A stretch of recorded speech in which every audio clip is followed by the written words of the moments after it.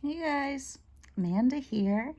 Today I wanted to share one of my, I can't call it one of my top 10 books because, oh my goodness, I have so many more books on my favorite list than top 10. Maybe I'm up at 100. But this is one of those books that I read, at least 3 or 4 times a year, mostly because my day job is as a school librarian, and this is one of those books that I share frequently with my students. I have different classes. I have shared this with as young as second grade and all the way up. It's by Neil Gaiman. It's called Fortunately the Milk. And the story that I heard is that the author was commenting that most kid adventure stories, one of the parents dies or both of the parents dies or they're out of the picture and the child goes on this adventure. And he decided or came to the realization that the parent needed an adventure. So he wrote this one where the family has run out of milk. So the dad is going to pop down to the corner store to get some milk so that the kids can have milk in their cereal and he can have milk in his tea. And it's the adventure that ensues.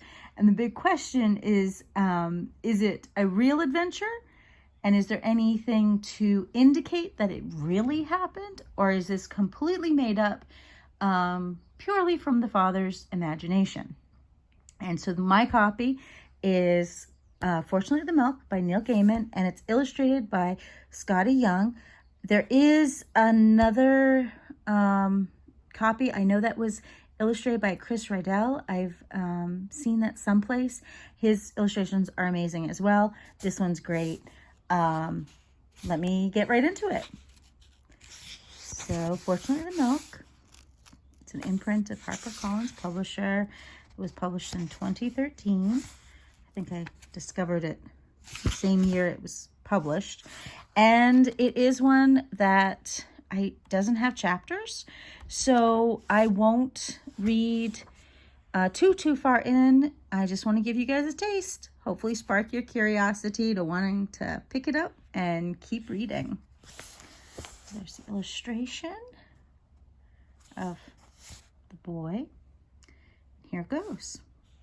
There was only orange juice in the fridge, nothing else that you could put on cereal, unless you think that ketchup or mayonnaise or pickle juice would be nice on your Tostios, which I do not, and neither did my little sister, although she has eaten some pretty weird things in her day, like mushrooms and chocolate.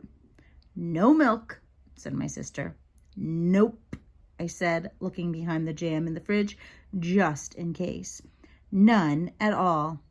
The mushrooms and chocolate had an asterisk. It says she did not actually like eating them. And I had not actually told her that there were mushrooms inside the chocolate. It was an experiment. Sounds like a big brother. Our mom had gone off to a conference. She was presenting a paper on lizards. Before she went, she reminded us of the important things that had to happen while she was away. My dad was reading the paper. I do not think he pays a lot of attention to what the world while he's reading his paper. Did you hear me? Asked my mom, who is suspicious. What did I say? Do not forget to take the kids to orchestra practice on Saturday. It's violin on Wednesday night. You've frozen a dinner for each night you're away and labeled them. The spare house key is with the Nicholsons. The plumber will be here on Monday morning, and do not use or flush the upstairs toilet until he's been. Feed the goldfish. You love us, and you'll be back on Thursday, said my father. I think my mom was surprised. Yes, that's right, she said. She kissed us all. Then she said, oh, and we're almost out of milk. You'll need to pick some up. After she went away, my dad had a cup of tea. There was still some milk left. We defrosted meal number 1, but we made a bit of a mess of things, so we went to the Indian restaurant. Before we went to sleep, Dad made us mugs of hot chocolate to make up for the whole missing of Mom. That was last night. Now Dad came in. Eat your cereal, he said. Remember, it's orchestra practice this afternoon. We can't eat our cereal, said my sister sadly. I don't see why not, said my father. We've got plenty of cereal. There's Tostios, there's muesli, we have bowls, we have spoons. Spoons are excellent, sort of like forks, only not so stabby. No milk, I said. No milk, said my sister. I watched my dad think about this. He looked like he was going to suggest that we have something for breakfast that you do not need milk for, like sausages. But then he looked like he remembered that without milk he couldn't have his tea. He had his no tea face. You poor children, he said. I will walk down to the shop on the corner. I will get milk. Thank you, said my sister. Not the fat-free kind, I told him. That stuff tastes like water. Right, said my dad. Not the fat-free kind. He went out. I poured some Tostios into a bowl. I stared at them. I waited. Now, this is a really telling illustration. If you look in the back of things, it's starting to give you some information about the story that's to come. It shows the brother and sister waiting. How long has he been? Asked my sister. Ages, I said. I thought so, said my little sister. We drank orange juice. My sister practiced her violin. I suggested that she stop playing her violin, and she did. My sister made faces at me. How long has it been now? She asked. Ages and ages, I told her. What happens if he never comes back? She asked.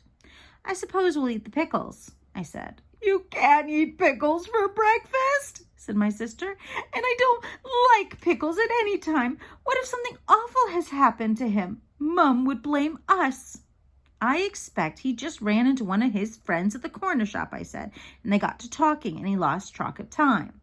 I ate a dry Tostio as an experiment. It was sort of okay, but not as good as in milk.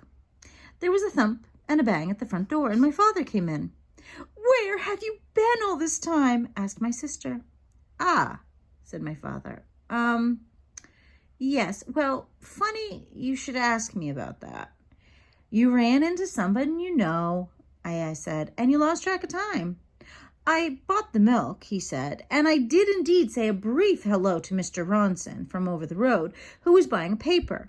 I walked out of the corner shop and heard something odd that seemed to be coming from above me. It was a noise like this, a thrum, thrum. I looked up and I saw a huge silver disc hovering in the air above Marshall Road. Hello, I said to myself. That's not something you see every day. And then something odd happened. That wasn't odd, I asked. Well, something odder, said my father. The odd thing was the beam of light that came out of the disc. A glittery, shimmery beam of light that was visible even in daylight. And the next thing I knew, I was being sucked up into the disc. Fortunately, I had put the milk into my coat pocket. The deck of the disc was metal. It was as big as a playing field, or bigger. And that's where I'm going to stop. It shows him being sucked up into the disc. The next page, does it show the globby? It does show some of the globby green aliens. Shows the dad. He still has the milk. So the story goes on. You're going to get to see aliens, vampires, talking dinosaurs, time travel, pirates, piranhas, cannibals maybe, or natives. There's the volcano splod, talking ponies that have sparkly blue stars on their sides, all sorts of things. It's a very, very good adventure book. I highly recommend it. I hope this intrigues you to pick it up and give it a try. Again, this is Fortunately the Milk by Neil Gaiman. My name's Amanda, and happy reading. Bye.